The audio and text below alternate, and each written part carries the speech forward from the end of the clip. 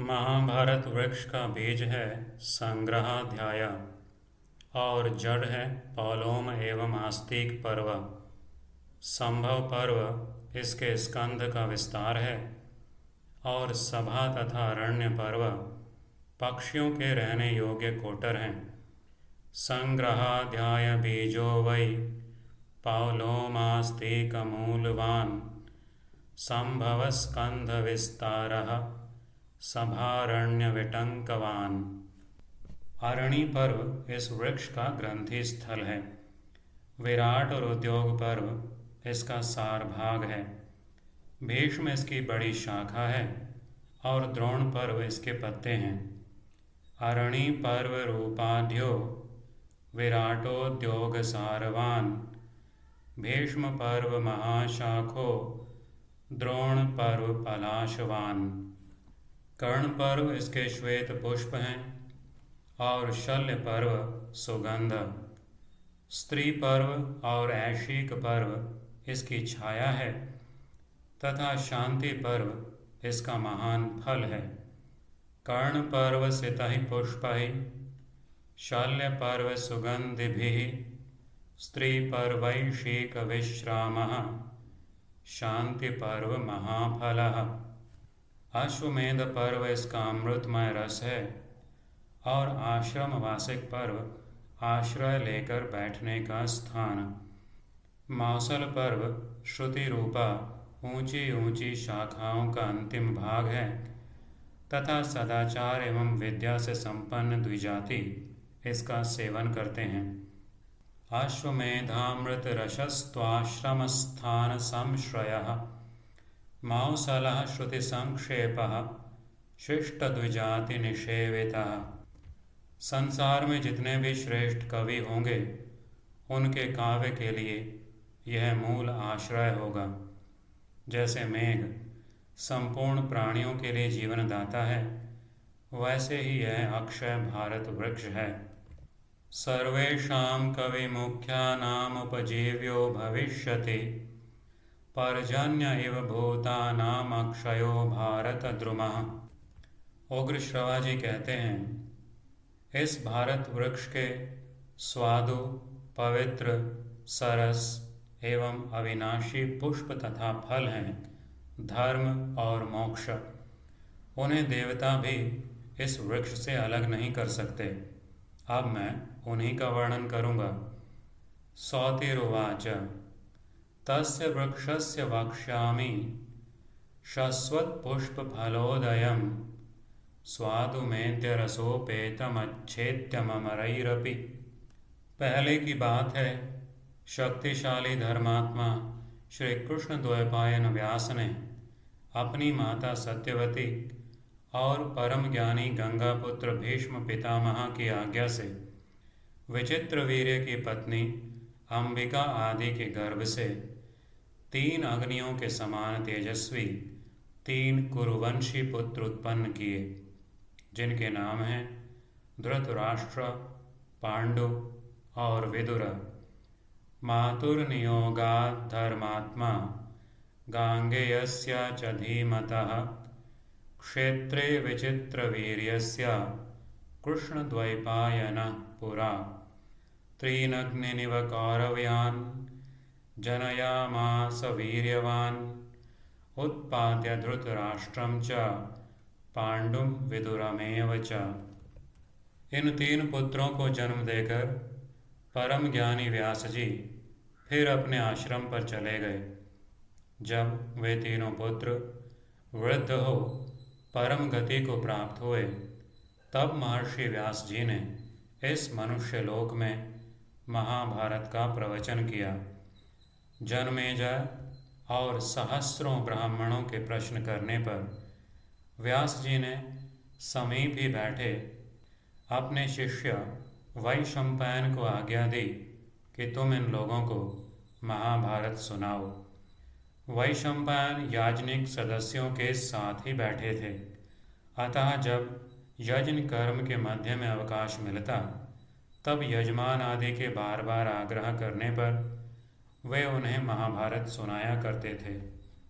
जगाम तपसे धीमान पुनरेवाश्रमं प्रति तेषु जातेषु वृद्धेषु गतेषु परमां गतिम् अब्रवीत् भारतं लोके मानुषेऽस्मिन् महान् ऋषिः जनमेजयेन पृष्टः सन् ब्राह्मणैश्च सहस्रशः शशास शिष्यमासीनं वैशम्पायनमन्तिके ससदस्य हि सहासीनः श्रावयामास भारतम् कर्मान्तरेषु यज्ञस्य चोद्यमानः पुनः पुनः। इस महाभारत ग्रंथ में व्यास जी ने कुरुवंश के विस्तार, गांधारी की धर्मशीलता, विदुर की उत्तम प्रज्ञा और कुंती देवी के धैर्य का भली भांति वर्णन किया है। महर्षि भगवान व्यास ने इसमें वसुदेव नंदन श्री कृष्ण के महात्म्य, पांडवों की सत्यपरायणता तथा धृतराष्ट्र पुत्र दुर्योधन आदि के दुर्व्यवहारों का स्पष्ट उल्लेख किया है। पुण्यकर्मा मानवों के उपाख्यानों सहित 1,00,000 श्लोकों के इस उत्तम ग्रंथ को आद्य भारत अर्थात महाभारत जानना चाहिए।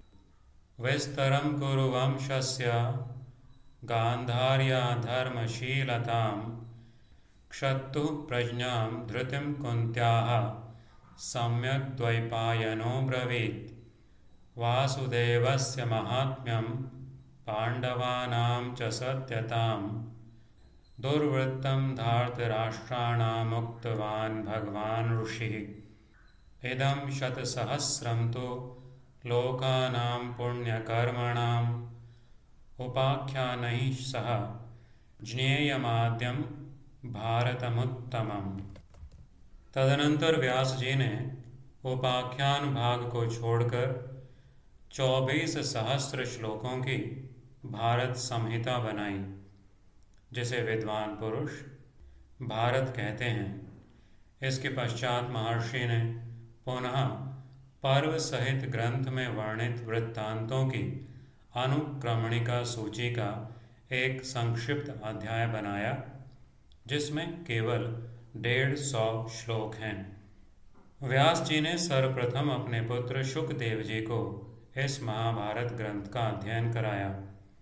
24 साहस्रीं चक्रे भारत संहिताम् उपाख्यानैर्विना तावत् भारतं प्रोच्यते बुधैः ततोऽप्यर्धशतं भूयः संक्षेपं कृतवान् ऋषिः अनुक्रमणिकाध्यायं वृत्तान्तं सर्वपर्वणाम् इदं द्वैपायनः पूर्वं पुत्रमध्यापयञ्चुकम्।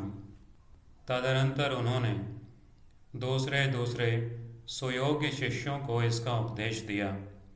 तत्पश्चात भगवान व्यास ने 60 लाख श्लोकों की एक दूसरी संहिता बनाई।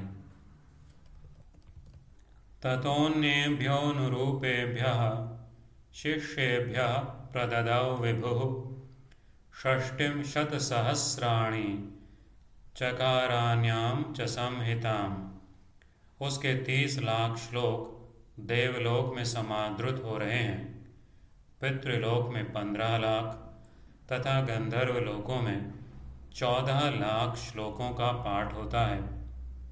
63 सहस्रं च देवलोके प्रतिष्ठितं पित्र्ये 15 प्रोक्तं गंधर्वेषु 14। इस मनुष्य लोक में 1 लाख श्लोकों का आद्य भारत प्रतिष्ठित है। देवर्षि नारद ने देवताओं को और असित देवल ने पितरों को इसका श्रवण कराया है। 1 सहस्रं तु मानुषेषु प्रतिष्ठितं नारदो श्रावयत् देवानसितो देवला पितॄन्। शुकदेव जी ने गंधर्व, यक्ष तथा राक्षसों को महाभारत की कथा सुनाई है, परंतु इस मनुष्यलोक में संपूर्ण वेद वेदताओं के शिरोमणि व्यास शिष्य धर्मात्मा वैशंपायन जी ने इसका प्रवचन किया है। मुनिवरों, वही 1,00,000 श्लोकों का महाभारत आप लोग मुझसे श्रवण करिए। गंधर्व यक्ष रक्षांसि श्रावयामास वै शुकः अस्मिंस्तु मानुषे लोके वैशंपायन उक्तवान्। शिष्यो व्यासस्य धर्मात्मा सर्ववेदविदां वरः एकं शतसहस्रं तु मयोक्तं वै निबोधत। दुर्योधन क्रोधमय विशाल वृक्ष के समान है। कर्ण स्कंध, शकुनी शाखा और दुशासन समृद्ध फल पुष्प है। अज्ञानी राजा धृतराष्ट्र ही इसके मूल हैं। दुर्योधनो मन्युमयो महाद्रुमः स्कंधः कर्णः शकुनिस्तस्य शाखाः दुःशासनः पुष्पफले समृद्धे मूलम राजा धृतराष्ट्रो मनीषी।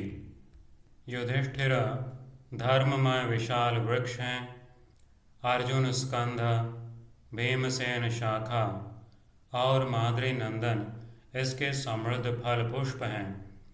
श्री कृष्ण वेद और ब्राह्मण ही इस वृक्ष के मूल हैं। युधिष्ठिरो धर्ममयो महाद्रुमः स्कंधोऽर्जुनो भीमसेनोऽस्य शाखाः माद्रीसुतौ पुष्पफले समृद्धे मूलं कृष्णो ब्रह्म च ब्राह्मणाश्च।